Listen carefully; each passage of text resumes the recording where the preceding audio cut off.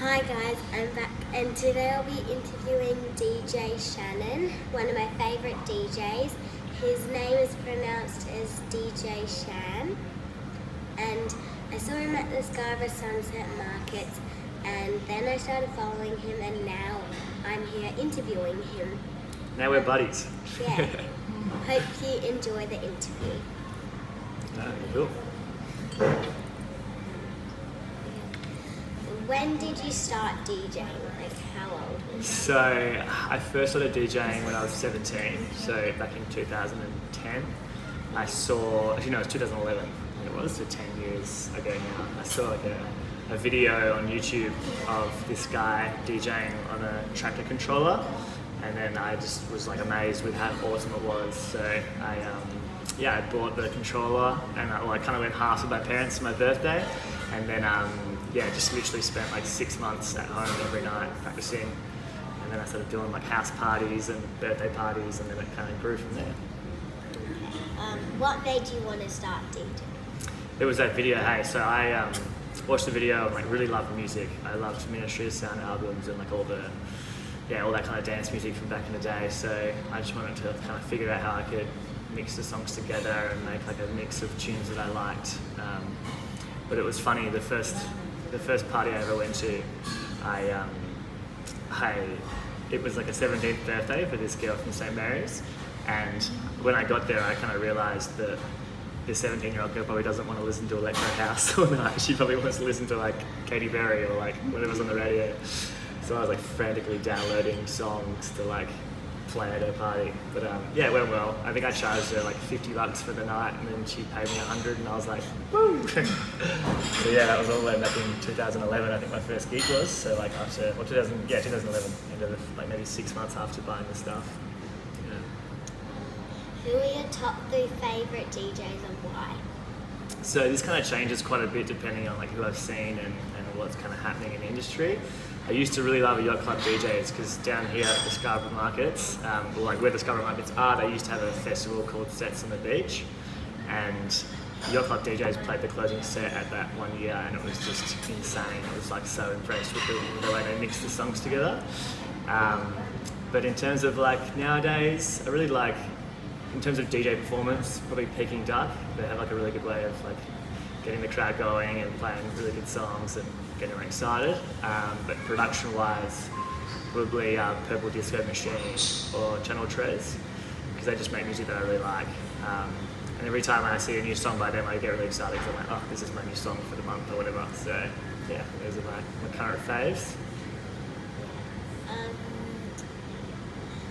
What is your favourite song at the moment? Oh man, there's so many good songs. There's a song by Purple Disco Machine called Firework, and another one called Playbox, and they're just like really happy disco songs.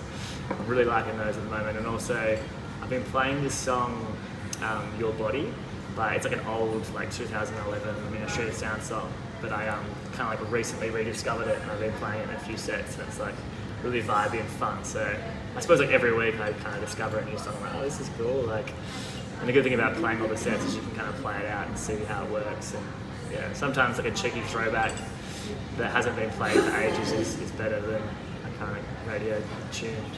Yeah. How long has your longest set? Oh wow! So every Sunday I used to play at Scarborough Beach Bar. And I'd play there from 4 p.m. until midnight, so 8 hours. And that was normally at the end of like a long week, so I'd do like Wednesday night, Thursday night, Friday night, Saturday night, and then it would get to Sunday, and then I would do that, and I would just be exhausted. But the longest ever was in Malta, when I was DJing there in 2016. And I was playing for a DJ agency over there. It was like this fat Maltese guy who was like such a nice dude. And we did this party that started at 11 a.m. and it went to midnight, so 13 hours. It wasn't that crazy of a set, but it was just, they just booked us for ages, so yeah, it was pretty long. What's your favourite festival you've been to? Ooh, that's tough. There's so many good ones, especially in Perth now that COVID kind of like put everyone on hold, and Perth was still kind of going for a bit there. I feel like Snack Festival and Ice Cream Factory are like really kind of setting the trend in terms of how to like give a proper festival experience in Perth, and I really love the work that they're doing there. So in terms of local, I would say one of those two festivals. But internationally, I've been to a bunch. I've been to Hideout Festival in Croatia, Tomorrowland in Belgium, Festival in England, and Zaget Festival in Budapest. And out of those four, probably, I also went to one called Your Paradise actually in Fiji, which was epic. It was like 500 people on this remote island. It was so cool. But the best, maybe Your Paradise or Hideout for the music, or Festival for the whole experience. They had like stages in the forest and just like all this stuff to explore. So I feel like every festival has a different kind of thing that it brings to you. So it's really hard to pick one on the head. But yeah, those four stand out, and definitely factor in Snack for Perth-based stuff. Okay. What's the biggest festival you've played at? Well, we had Oktoberfest in the Gardens 2 weeks ago. That was 13,000 people in Perth. I think that's the biggest I've done in Perth. But the biggest overall would be an event called the Music Run. So it's like a 5K fun run. People who enter go around on this fun run, and then there's a big music festival after. And we did one in Kuala Lumpur, and there was 20,000 people who had signed up. So I was like emceeing, I wasn't even DJing, so I was like hyping the crowd up. And I remember at one point, everyone was standing there, and I just like got my hands and went like this, and everyone was like, ah, and then I went like this, and everyone like was quiet, and then I was like, ah, and it was so funny because like I never had that much power to like control 20,000 people's voices. So yeah, it was pretty epic having that many people and that much energy thrown your way. What would you say is the most rewarding part of being a DJ? It's pretty epic to have a job that's kind of like surrounded by music and stuff that I love. But I think that the most rewarding factor would probably be like the satisfaction you get from making people happy. So whether it be like a wedding where you're making someone's special day really awesome because all their friends are dancing and everyone's having a good time, or whether it's like at a festival when everyone's dancing and like having a good time, or just like making people feel good and have a good time is what's really rewarding for me. If you could do a duo with anyone, who would it be with? You, me and you, to the end. Let's do it. Okay. You're gonna book a time. Yeah, let's book it in. If you could remix an old song, what would it be? Okay, this is a hard one because like there's so many old songs that are so amazing that they're almost like too good to touch. Like I don't want to like try and remix it and ruin the vibe. But maybe like Lola's Theme, or like Shapeshifters, or that Your Body song, or like Teenage Crime by Adrian Lux. So like I don't know, there's so many old songs that I'd love to revisit, but what I find with a lot of the remixes of those songs is that they kind of lose the vibe that you get from the original. So yeah, I don't really know if there's one in particular that I want to touch, because it's kind of like, I love them too much to like to try and mess with them, if you know what I mean. Yeah. How do you stay up to date with the latest music trends? I thought you were going to say, how do you stay up until 4 a.m. at the clubs? Up to date with the music trends. I think for me it's like we have a whole bunch of MP3 pools, which are like services where people release edits and intro and outros versions of songs, which make them easy for DJing. So I'm up to date on a lot of them, and I check the ARIA charts if I'm going to do like a school ball or like a gig where there's like a bunch of people around who listen to the radio. But the biggest one would probably be Spotify, just listening to Spotify playlists and how it all works, and kind of seeing what's trending on Spotify and YouTube and going from there. How do you read the crowd? Cool, this is like something that you kind of learn.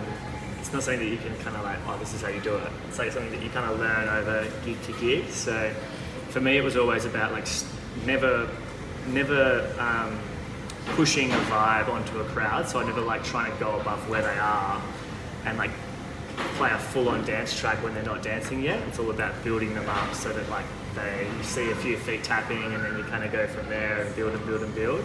I think a mistake that a lot of DJs make at the start is they just play the big popular songs to try and get everyone to dance, whereas you kind of need to get them on the dance floor before you play those, in my opinion anyway. And then it's also like if you play a song and then, you know, that song is like a 90s dance song and you see a bunch of people dancing, do you then like, if they're dancing, then you play another 90s dance song and you kind of like, just based on, you're constantly getting feedback from people as to whether they're having a good time or not.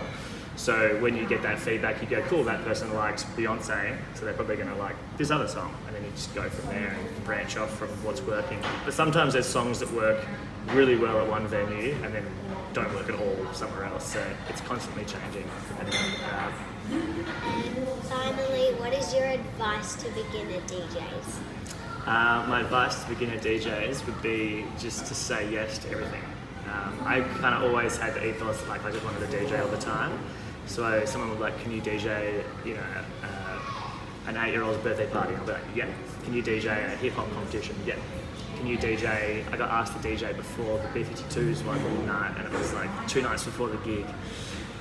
And I didn't have any music of that like era or that genre, and I just said yes because it was an awesome opportunity. And then I spent the next 48 hours kind of like figuring out what to play, and then also like made this really awesome night out of it. And then like kind of meet people from that, and then the more people you meet and the network, if your network grows, you just get more and more opportunities. So yeah, just say yes to everything and figure it out before the event day. Well, thank you for coming to interview. I really enjoyed it, and we definitely need to book a time to Yeah, let's do the duo. Sounds good. All right, awesome. Thanks, Jill. Thank you. Catch ya.